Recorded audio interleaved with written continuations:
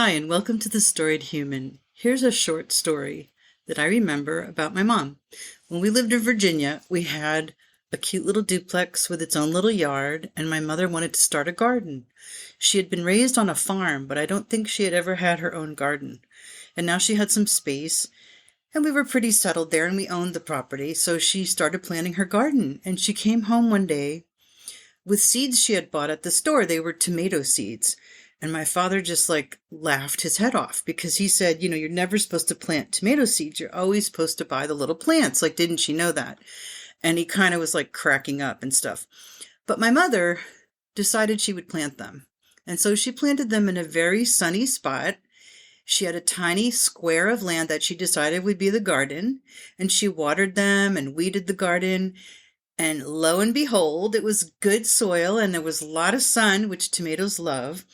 And the plants took, the seeds, grew into plants, and the plants got really tall. And when they were taller than me at 8 years old, my father he just laughed, and he was so happy. And he said, well, you proved me wrong. And oh my goodness, let's get a picture. And there's this black and white picture, which I had forgotten why we had it. And it's me standing in front of these wild, very tall tomato plants. So it was just a lovely lesson for me that my mother has faith, that she carries through on what she does, that she was that kind of person, and that she reaped the reward. I just thought it was so cool.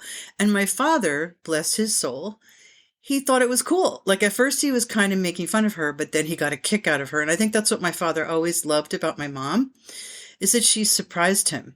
She was creative and she had faith. And I just feel like this is such a sweet little story about that. So next time somebody makes fun of you with your seeds, plant them anyway, whether they be dreams or ideas or whatever you feel is the right thing, and have a little faith and tend to them. Make sure you don't forget to do your maintenance on your dreams or your ideas or your plans. And you might have some nice big plants when nobody thought you could. I think it's just a cool little story and a nice lesson.